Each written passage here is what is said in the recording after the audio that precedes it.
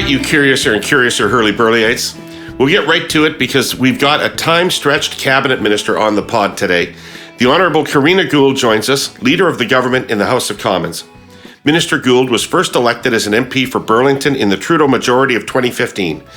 In 2017, at the age of 29, she was named Minister of Democratic Institutions and President of the Queen's Privy Council for Canada, becoming the youngest female cabinet minister in Canadian history.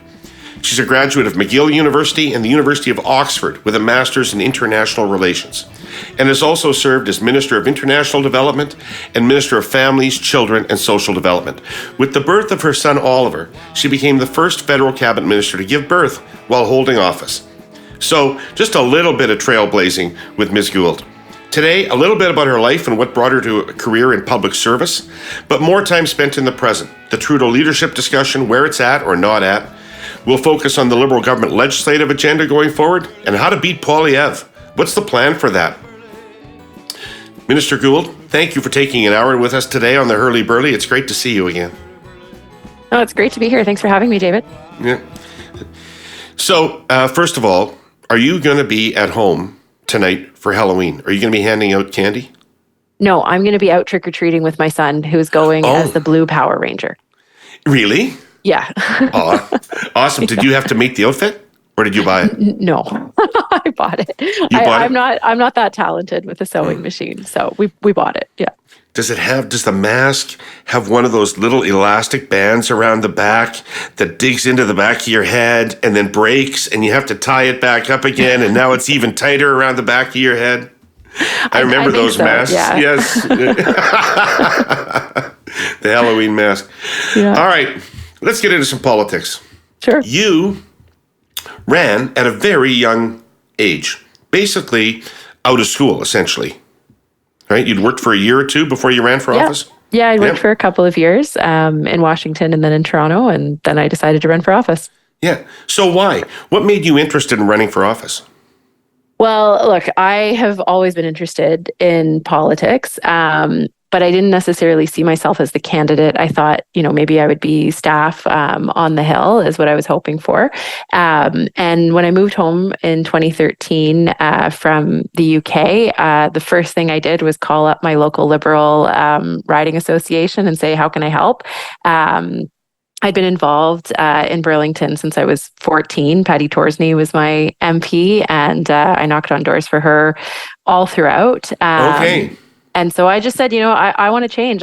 Living abroad, it was actually kind of embarrassing to be a Canadian when Stephen Harper was Prime Minister internationally, because people would be like, oh, you're Canadian. What happened to you guys? Why are you against climate change? Why are you against international assistance? We always thought Canada were the good ones in the world. And you seem to be not doing any of those things. And that was hard to hear as a Canadian, to be honest, because I was really proud of, and I am really proud of Canada. And so when I came home, I just said, I got to do everything I can to get a change in government, to get the Liberals elected in Burlington. And so I rejoined the Riding Association board and was actually the campaign readiness chair, and was out looking for candidates to find. And yeah, that was what I was going to do.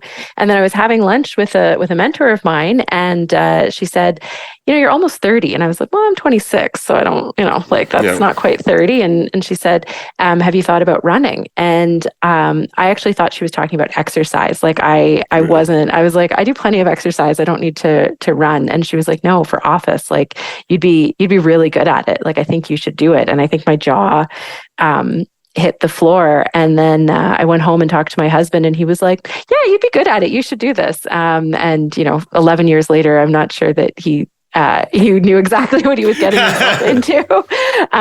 But from there, I decided, that was a couple of weeks before the Montreal convention in 2014. And so I said, you know what, I'm going to get to Montreal. I'm going to check out this Justin Trudeau, see, if he's someone that I would want to run alongside and get behind. And I went and I heard what he had to say. And I was like, you know what, this is the moment. This is the vision I share for the country.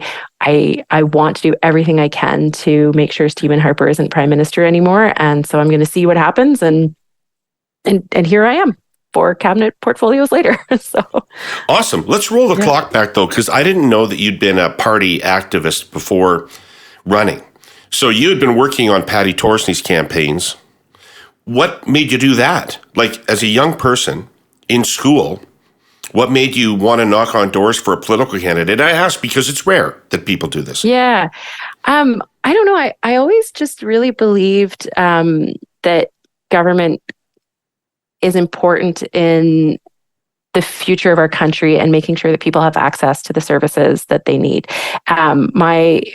My family background, my grandparents are Holocaust survivors, and it was always kind of put to me that like we had so much to be grateful for Canada, and so therefore we needed to give back to this country that gave opportunity to my family.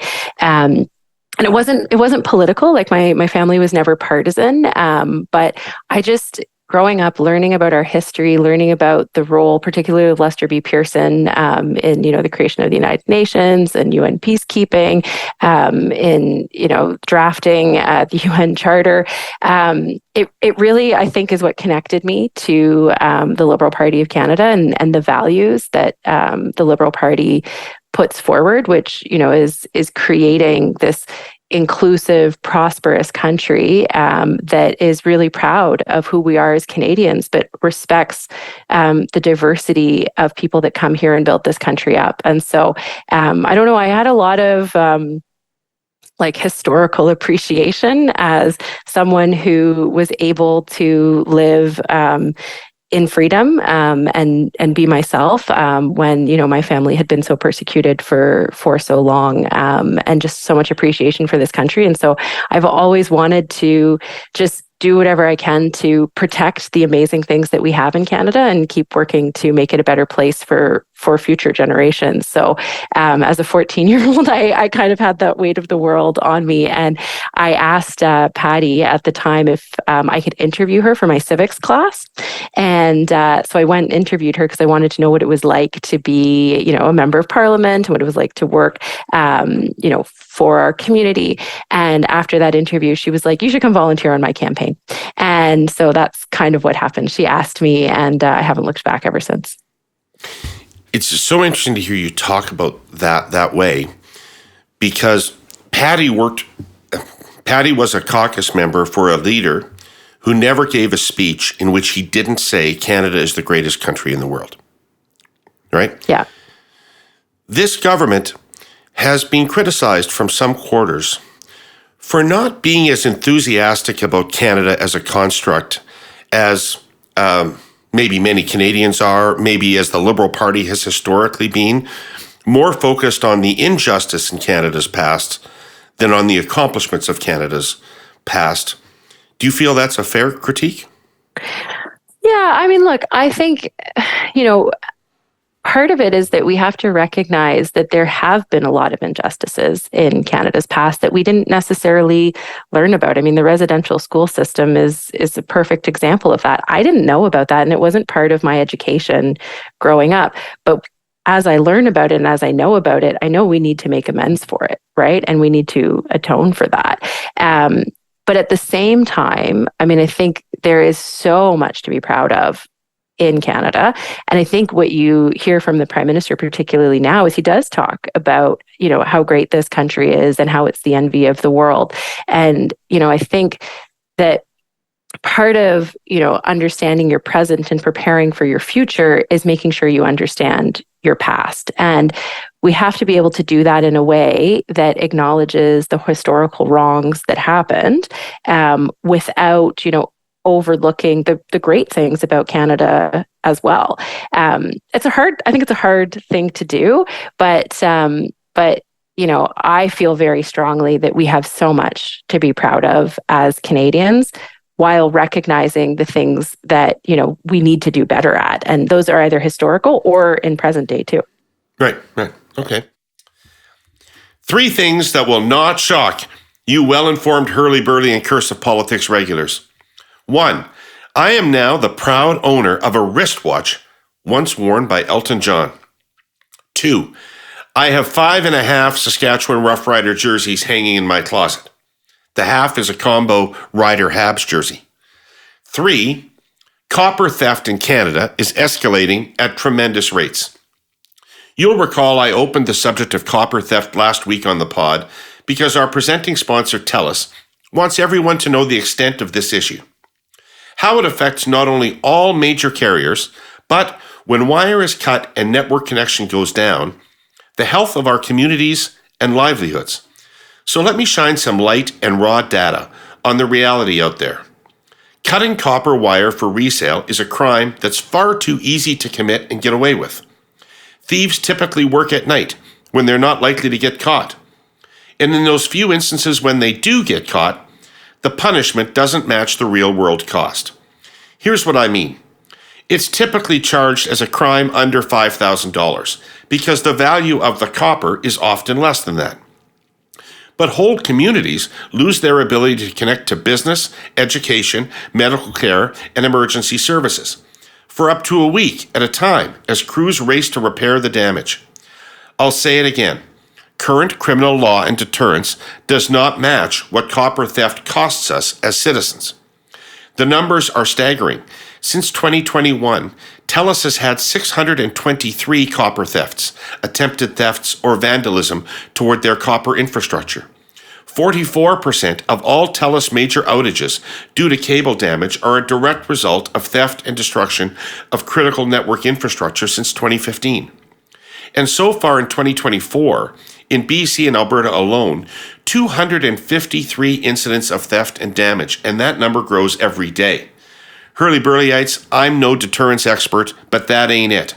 More in the next couple of weeks on the hows, the whys, and best practices from other jurisdictions to get this problem fixed. So, you've been there for 10 years now. You made this decision when you were 26 years old to run for office. Has it been fulfilling? Are you happy you did it?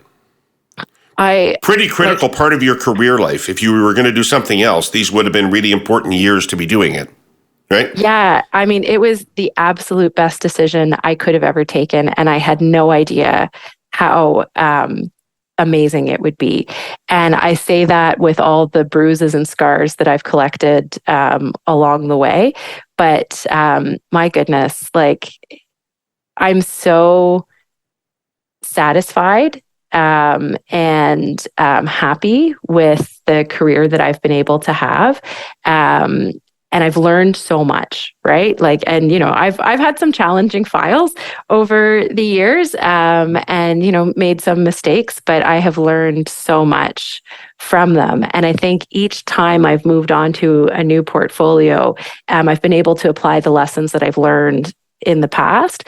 And look, it's hard to beat affordable childcare, in terms of being able to deliver for Canadians. When I ran for office, I had kind of three things that were top of mind for me. The first was making sure that we had a government that was willing to fight climate change, and I think we did that. The second was, and this is kind of funny, but I was really incensed about the Fair Elections Act and Pierre Poilievre, who was the Minister of Democratic Reform at the time, who made it harder for 500,000 Canadians to vote. And so then, as Minister of Democratic Institutions, I actually brought in changes to the Canada Elections Act that reversed all the bad things that he did. And then the third was I wanted to have affordable childcare in Canada. And then I got to be the Minister of Families who concluded those childcare deals, and particularly here in Ontario. So, I went in with three objectives, able to accomplish them. There's a lot more that, I'd like to do, but it's pretty hard to top it when you actually go to Ottawa and are able to achieve the things that you went there to do. Did you hear from Ken Dryden when you got that deal done? No, I didn't actually. Oh, no? No, I think I wish the two of you would have connected. Yeah, we were trying to connect, but it didn't pan out for some reason. But I was thinking about him a lot, and it's also one of those things that you just think oh my gosh, imagine if Harper hadn't have ripped up those childcare deals, or Kelowna or Kyoto, in 2006, how much further ahead Canada would have been. But we got to get back to where that was, and even on childcare in an even more ambitious way. So it was very exciting. Yeah. Okay, so I'm going to venture that even though my audience is full of people that follow politics religiously, that most people don't know what a House leader actually does. So that's your job right now. What is your job? Yeah, that is, I think, a very fair assertion and assumption. It was funny when the cabinet shuffle happened. Everyone in Burlington who I saw like over the next couple of days or weeks were like, "Congratulations! What do you do now?" We know it's a big deal. And when we Google it, it says senior cabinet minister, but like, what do you do? And so totally fair question. My job is I'm in charge of the House of Commons. So I manage the House of Commons. I decide the legislative agenda. I decide I'm in charge of I like to describe myself as the coach of question period, like I decide who's answering a question. And then I also work with the other opposition parties to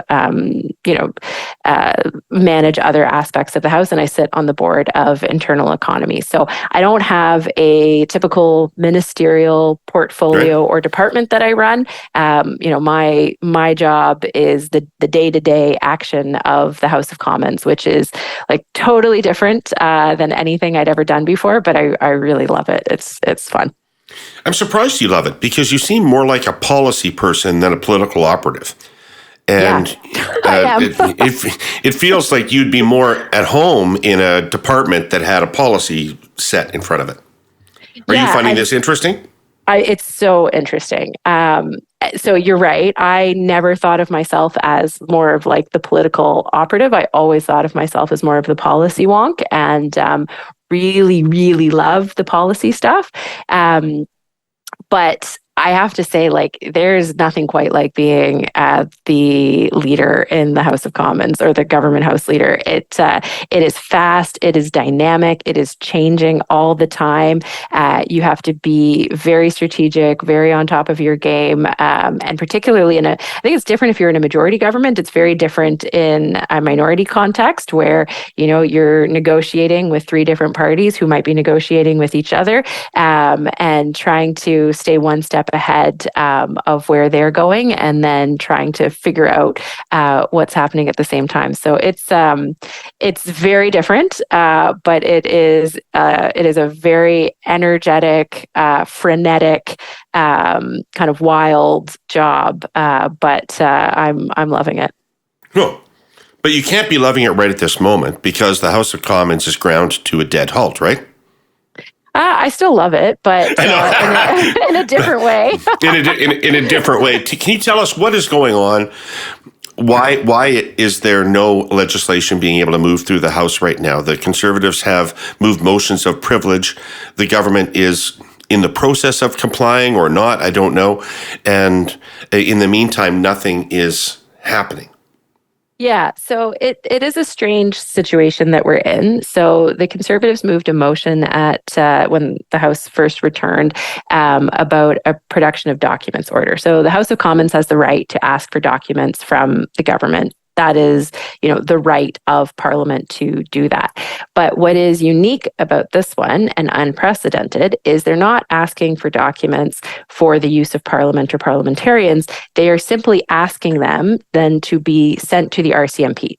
This has never, ever happened in Canadian history before. And so what the speaker ruled was that, yes, in theory, the government should comply with this. And it is a question. It is a prima facie case of privilege. However, this hasn't happened before. And so what he said was that this should actually be studied at the Procedure and House Affairs Committee to determine if Parliament is overstepping its bounds, or if they're going to do these things, which are asking for documents that are not for their own use, but for a third party, how this should happen. So the government is complying to an extent in the way that we can within our obligations under the Charter. So we're sending documents, but we're redacting them for privacy reasons. Both the RCMP and the Auditor General have raised their concerns with this. Both of them sent letters to the law clerk saying they don't feel comfortable with this. This has potential charter issues. It has potential issues around the independence of the police and the independence of the Auditor General. The former law clerk has said this is an absolute abuse of parliamentary power. Just this week on Tuesday, I think it was, Steve Chaplin, who was another official in the law clerk's office, previously said this is an egregious abuse of parliamentary power. And so we're kind of at a standstill because we're saying we're not going to comply in a way that compromises the charter rights of Canadians. But we are sending documents. We've sent tens of thousands of documents. The RCMP has said that, they can't use these documents because it would compromise any investigation that they would put forward, because it's going around getting a warrant and normal judicial process. But the Conservatives don't want to follow the Speaker's ruling, so they amended it, and then they did a sub-amendment. And this is like really getting into the weeds of Parliament, but your listeners, I guess, might be the ones who would be interested in this, is that every time they do an amendment, it resets the clock on debate, right? So they have to carry debate. Otherwise, debate collapses. And so they want to rag the puck on this because they don't want to comply with the motion. I think because they've kind of understood that they went too far, and that every expert who would come testify at committee would say this is an abuse of power. And Hélène Bouzetti, who's a Quebec journalist, said very clearly, like, this is a step on the path towards a police state. Like, parliamentarians and politicians shouldn't be directing police. They shouldn't be going around due process, and they shouldn't be abusing their power to go after their own political vendettas. So they're carrying the debate on this, and they have reset the debate now 3 times so that they can carry this so that it doesn't collapse. And, people might be saying, but you're the government, why can't you do something? Well, we don't have a majority in Parliament, and privilege takes precedent over everything in the House of Commons. So as long as they keep putting up speakers, this debate continues. But my position and the government's position is, like, we're not going to to just give away people's rights or say this is a precedent that should be set, because the Conservatives are playing like really dangerous political games here. And the NDP and the Bloc honestly are too afraid to stand up to the Conservatives. They're not putting up speakers in the debate, but they're too afraid to actually stand up to the Conservatives right now. Well, the night of odd choices arrives this week. Fun, maybe, but objectively odd. After telling children year-round not to accept things from strangers, we let our kids go out and accept things from strangers.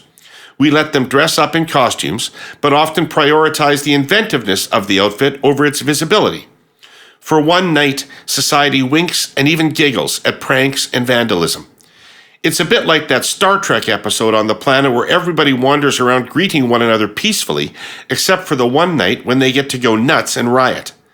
Turns out they're under the control of a 6,000-year-old computer named Landru, which James T. Kirk, using captain-like logic, talks itself into blowing up. He did that with a lot of computers. Anyway, I'm not trying to be a killjoy here. Enjoy Halloween. I do. Just for heaven's sake, do it safely. Our sponsor, CN, would like to remind everyone that trick-or-treaters tend to be in a rush to get to the next house. They need to be reminded. Watch for traffic and trains. Don't race across a level crossing. That is such a bad idea. Make sure their costumes are festooned with something bright, or better yet, reflective, and that they don't have any materials trailing behind that can be easy to trip over.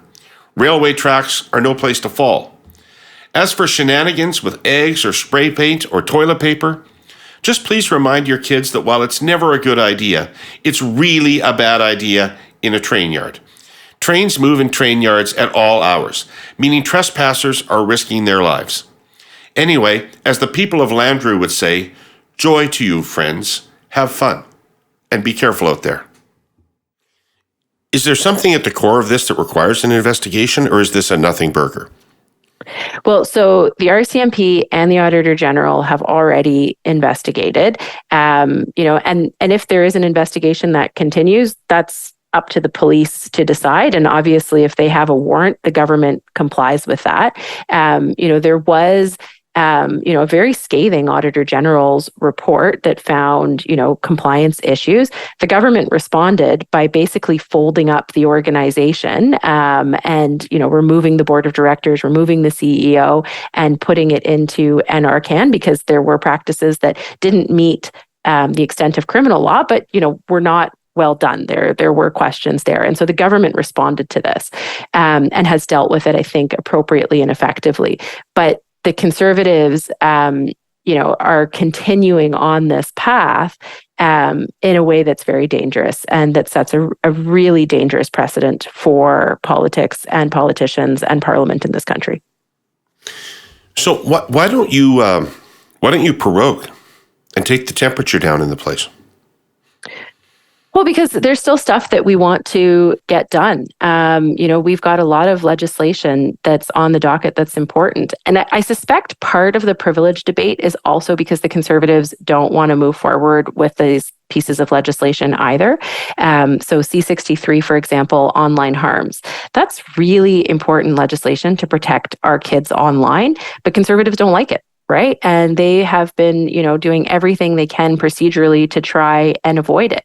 The other one, too, that for me is really perplexing is C66 on military justice reform. I mean, this is like the Conservatives are opposed to us putting forward legislation that would reform the military justice system, particularly for survivors of sexual violence in the military. So they don't want us to move forward on these important pieces of legislation. So I think they've put themselves in a bind in the fact that, one, they realize they've overstepped and they didn't actually think about what they were doing because they don't know what to do and they don't know how to untie themselves from this position of having overstepped and really, kind of compromise the separation of powers in our democracy.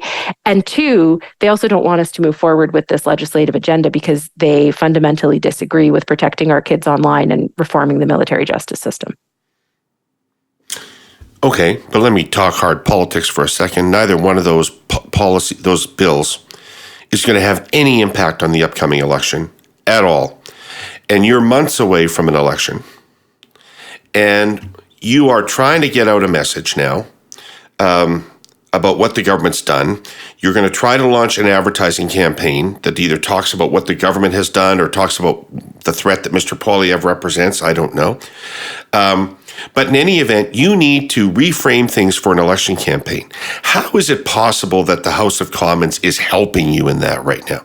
Wouldn't it be better, more advantageous electorally, just to shut the thing down, have no noise coming from Ottawa for the next number of months, and give you some space to talk to Canadians without that noise in the background? Well, to be honest, David, I'm not sure that there's that much noise in the background right now in Parliament, right? In the sense that because the Conservatives are carrying on this debate, there's not a whole lot of news coming out of it. So we actually have quite a bit of space to talk about the things that we want to be talking about. Even in question period, for example, I thought yesterday the Prime Minister did a good job, and it's a message that we've been carrying on. We're able to kind of frame the debate in the way that we want to, particularly around the security clearance for Mr. Poilievre, right? I mean, he hasn't gotten that, and he hasn't been able to explain to Canadians why, other than the fact that he says he doesn't want to know, which isn't a very responsible thing to be doing. So, I would like to be able to move more legislation forward. I'd like us to be able to present a fall economic statement that I think, will be an important, economic message to be able to give to Canadians. But, in the meantime, the government still continues. We got pharmacare passed to royal assent. Minister Holland can go out and negotiate those deals with provinces. Dental care is rolling out. Childcare continues.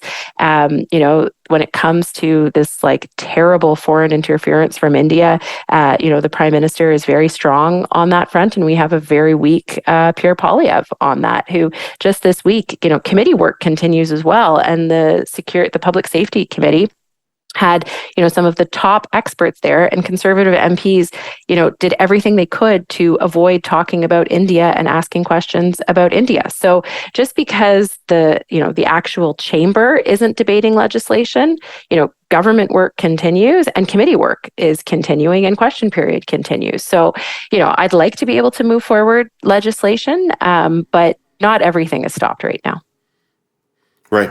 How much has your life changed since the end of the confidence and supply agreement? How has that changed life for the government? Well, it's changed it a lot because, we had confidence, if you will, that we would win those confidence votes because of SACA. And now, every time we have a confidence vote or every time we're trying to move something forward, I have to negotiate with multiple partners as opposed to, just with the NDP, because we have a pretty set, establishment. It doesn't mean, though, previously, even are you at all worried that they would defeat the government? The NDP? Yeah. Well, Mr. Singh came out yesterday saying that he wouldn't. So I'll have to go on what he said yesterday there. So I don't want to count any chickens before they hatch. But he said pretty publicly that he doesn't have an intention of doing that. So I'll take that for what it's worth. Yesterday, but I like. Minority parliaments, and I know you've lived through minority parliaments, are, they're not predictable. And died through them, actually. Through them. Right. Fair enough. I'd like to live through this one. So they're super unpredictable.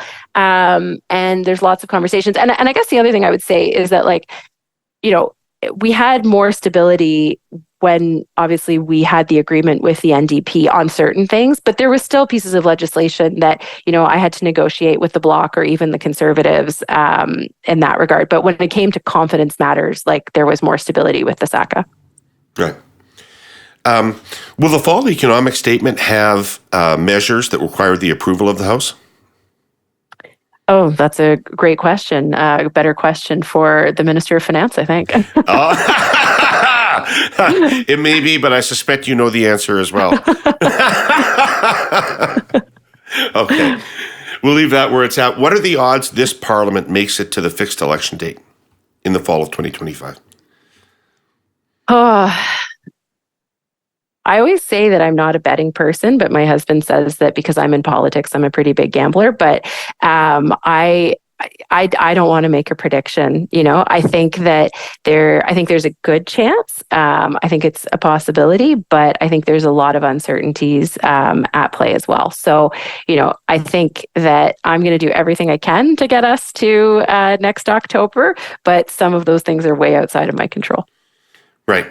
Is that the planning operating assumption of the government that it's going to October? Yes. Yeah.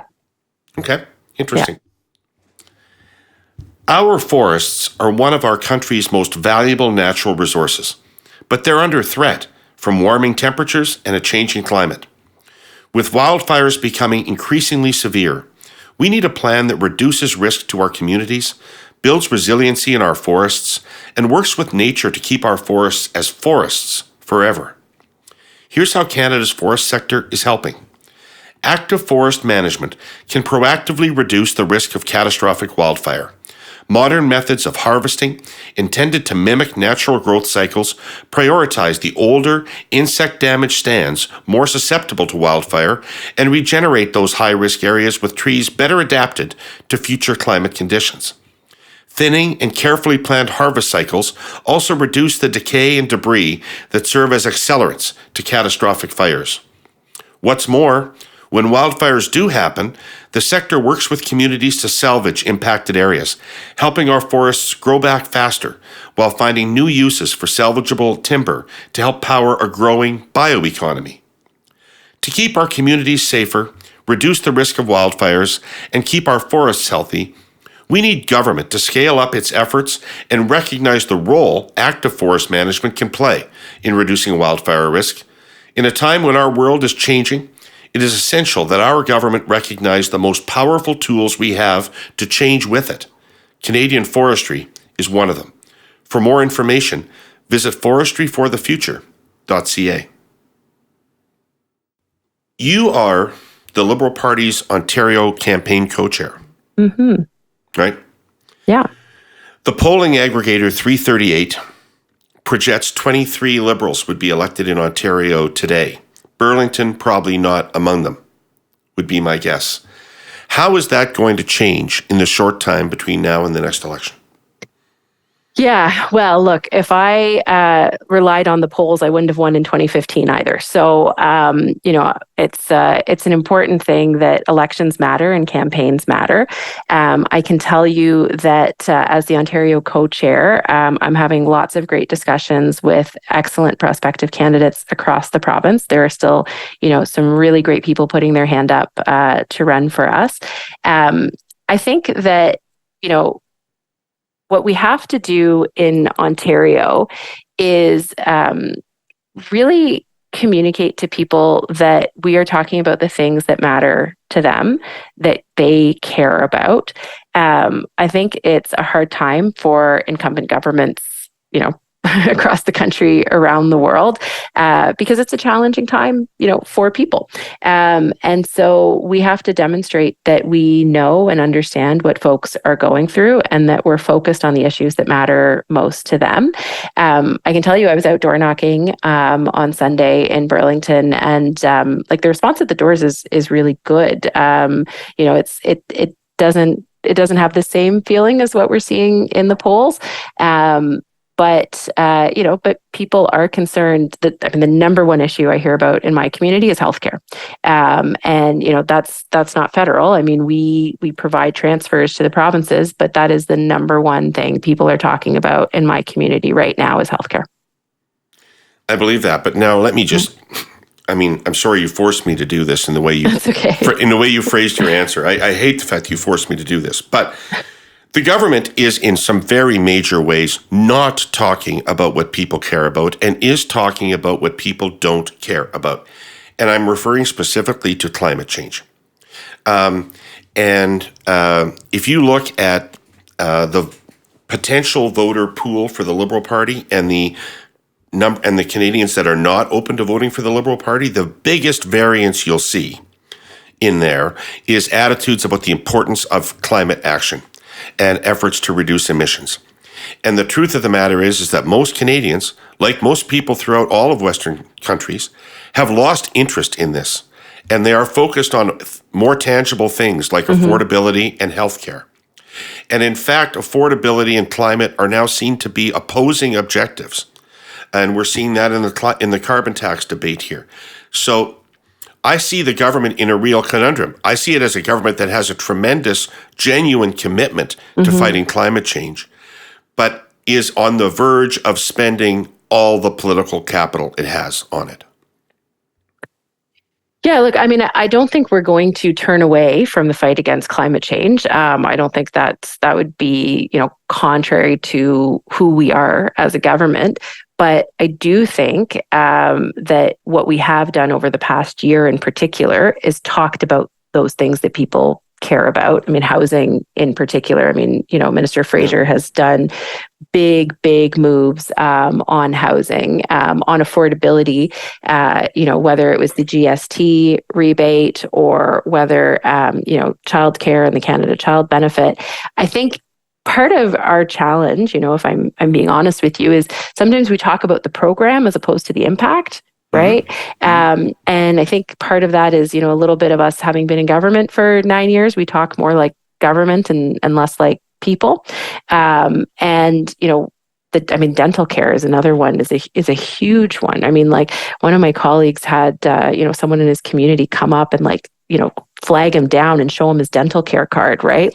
And I was at the dentist a couple of weeks ago and they've signed on to the program and they said it's just amazing, for seniors who are coming in and getting their teeth fixed for the first time in decades sometimes, right? And that's, saving people $700 a year. So I think you're right in the sense that, it's climate change, while super important and something that is in our DNA and we're not going to turn away from, is not the top issue for most Canadians right now. They're worried about paying their rent, paying mortgage, paying for groceries. And so while we've done a lot of programs to help with the cost of those things, we have to talk about it in a way that's accessible and meaningful for people. Right.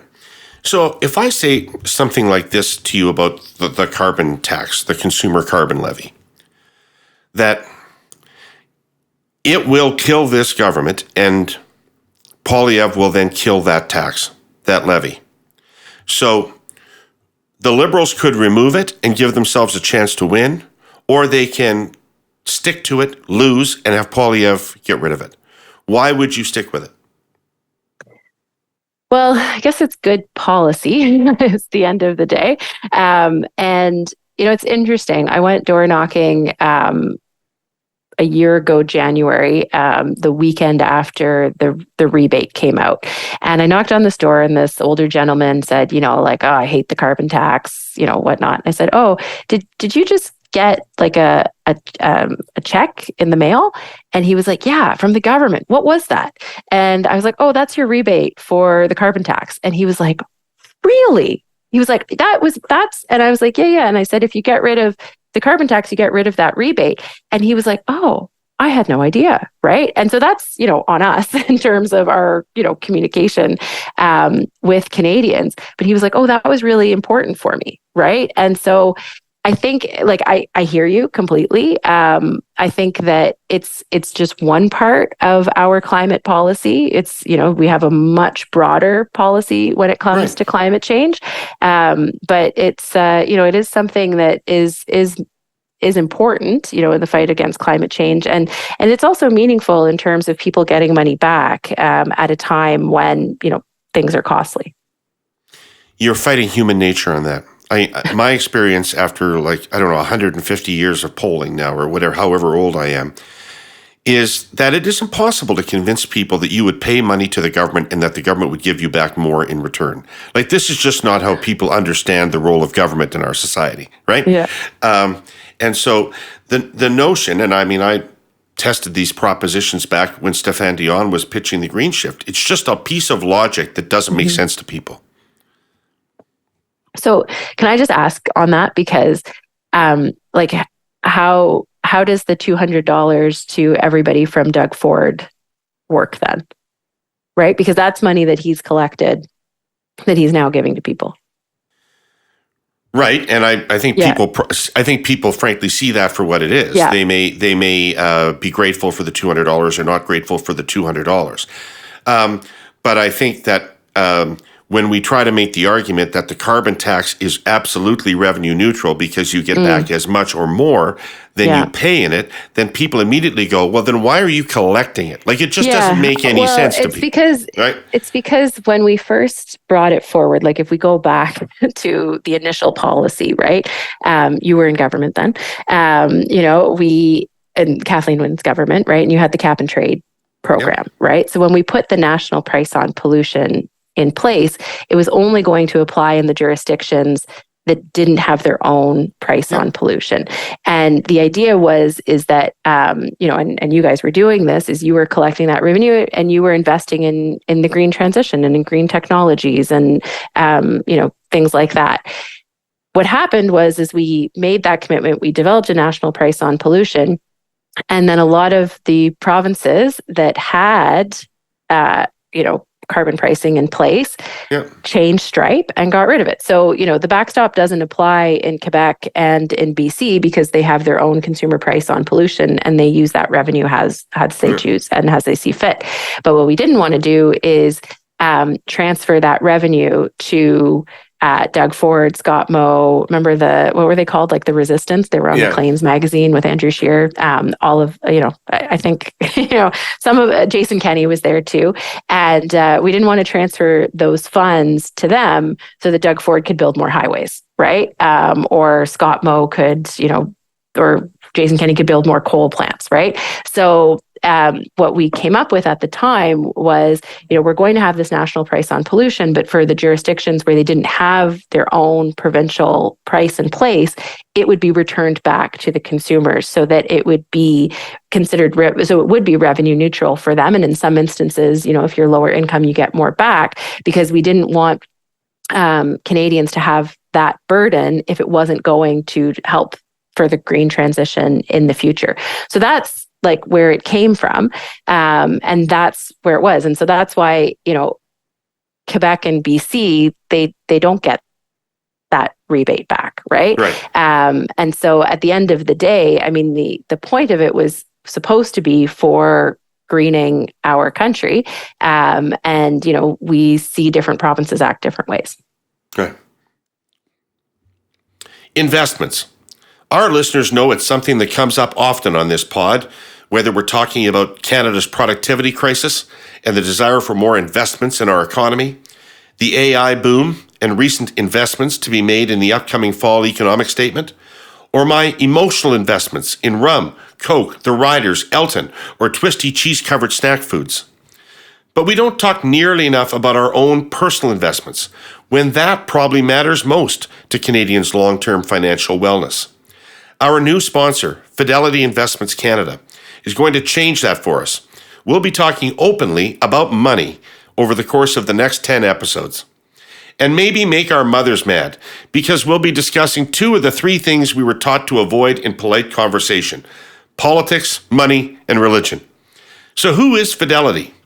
With over $250 billion in assets under management, they're a mutual fund and ETF firm in Canada with a simple mission for its over 2 million individual investors and institutional investors: to build better financial futures for Canadians by aiming to deliver investment performance that we can all count on, because performance matters.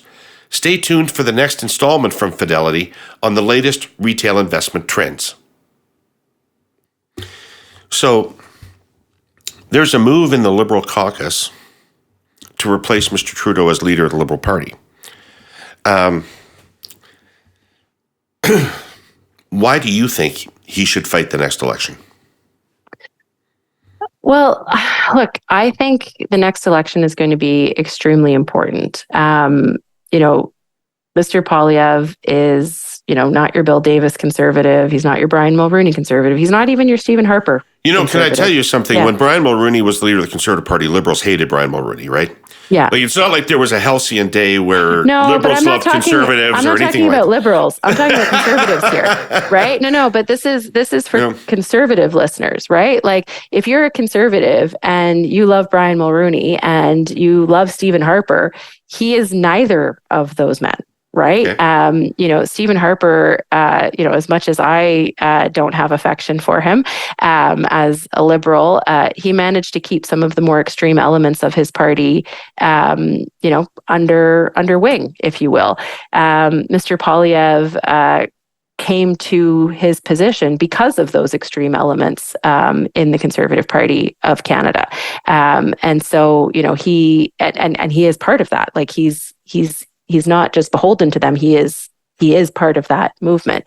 Right. And I think we need to have a leader who has the experience that the Prime Minister does, that has gotten this country through some extremely difficult times. I mean, if we look at, the first mandate when we had to stand up to the United States and renegotiate NAFTA, get us through a global pandemic, and is now steering us through some very tricky times internationally, both economically but also security-wise, and who has the experience and the energy and the ability to fight for Canadians, but also the Canada that we need in the world, is one of the things that I think is important about the Prime Minister running in the next election.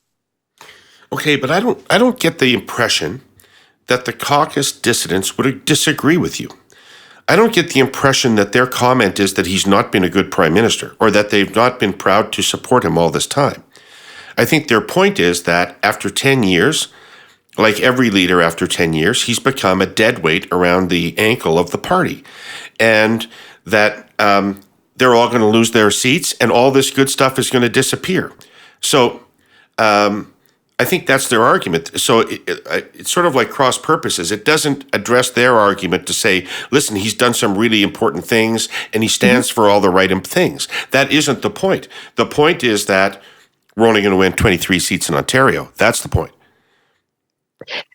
Well, look, like I'm not going to say the polls are good right now. Like I'm not going to pretend that's the case. But I also do think elections and campaigns matter.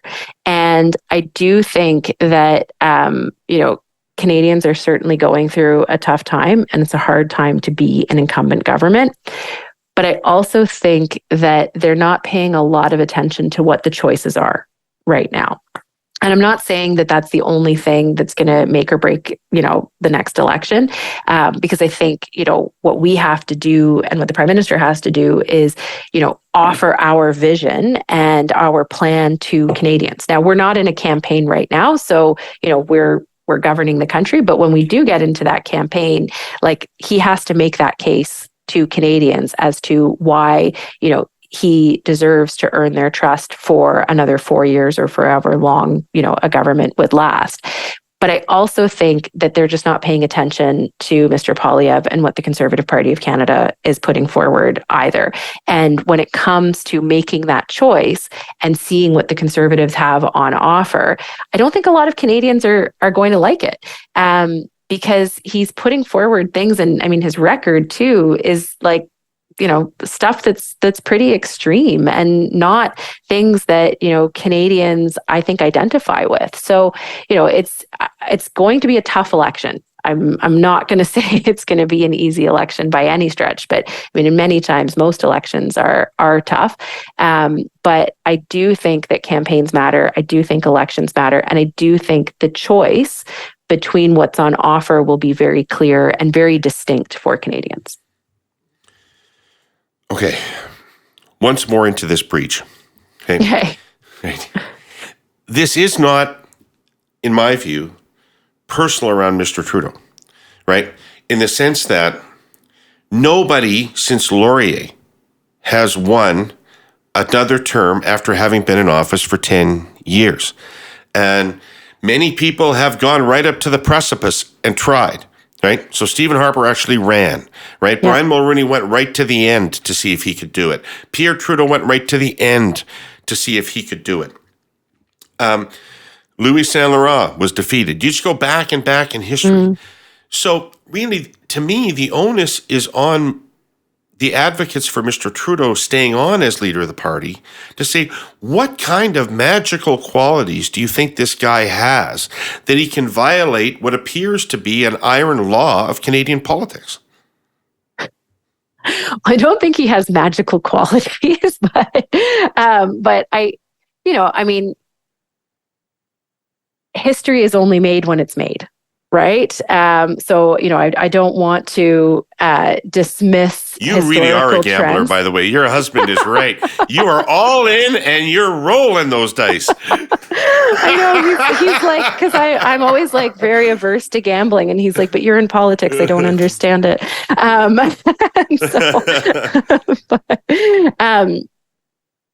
But look, I mean, you always say it can't be done until it is. And maybe I am someone who has a lot of faith and believe deeply in what our government has done and what I think we will continue to do in the future.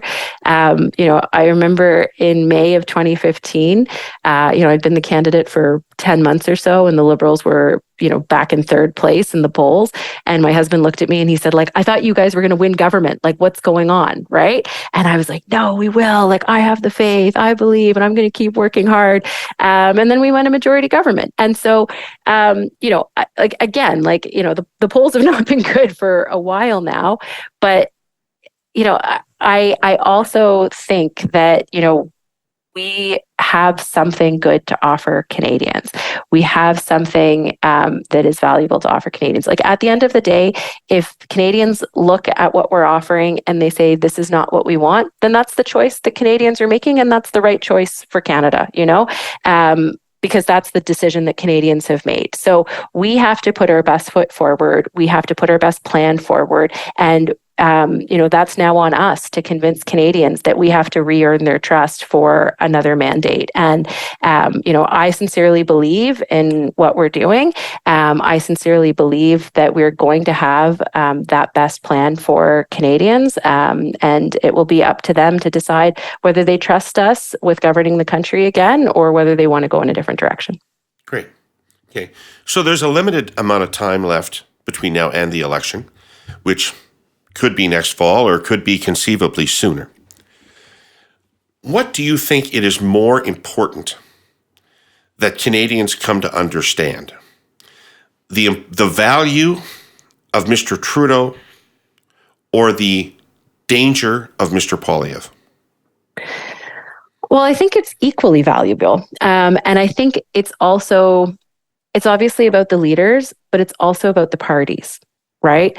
And I know that because of, so much influence from American politics, we're very focused on the leaders, but people don't actually vote for the leaders in our system, right? They vote for their local candidate, and most people vote on party as well. And I think the liberal vision of Canada versus the kind of neoconservative vision of Canada, because I won't it's not a traditional conservative vision that Mr. Poilievre is putting forward, are very, very different. I think we have to, give people a reason to vote for us. I think for progressives, they need a reason to vote for someone. They need to feel that hope. They need to feel that possibility.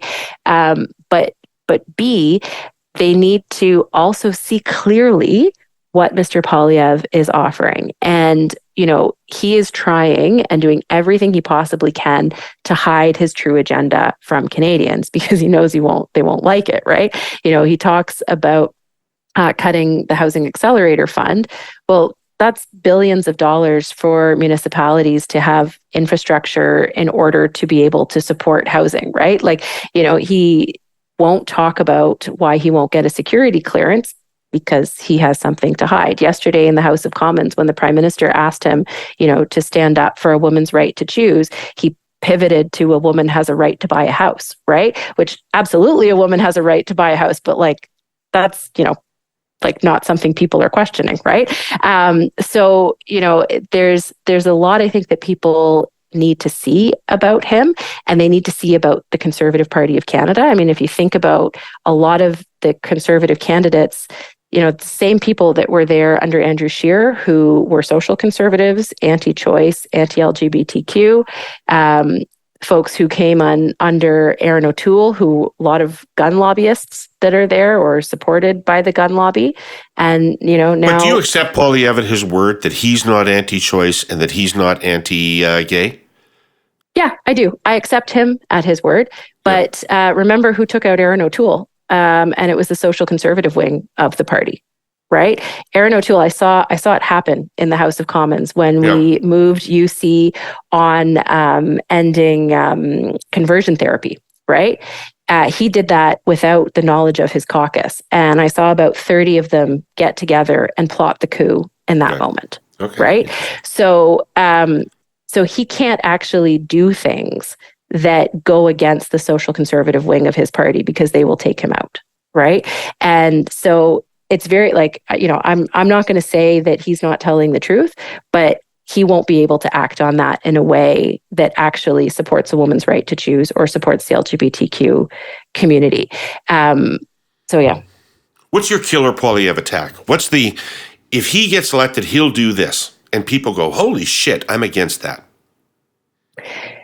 Look, if he gets elected, he is going to change Canada as we know it.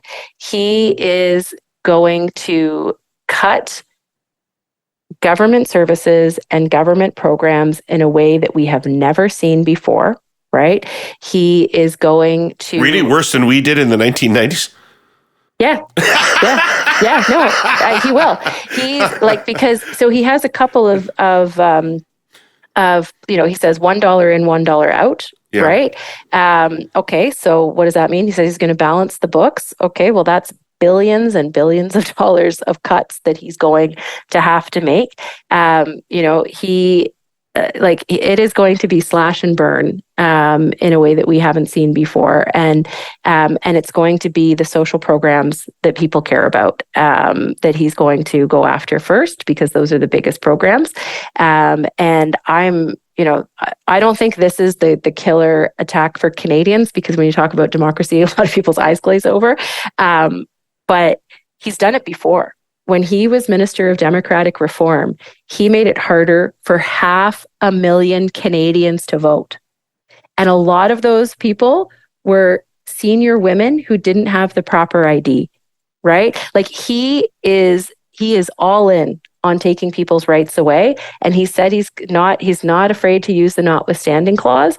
And if you open that can of worms, it's really hard to put things, or whatever if you open that toothpaste, you can't put the toothpaste back in, right? Like he has no gumption about that. And, the other thing too is, I think because he's riding so high in the polls right now, he thinks he's untouchable.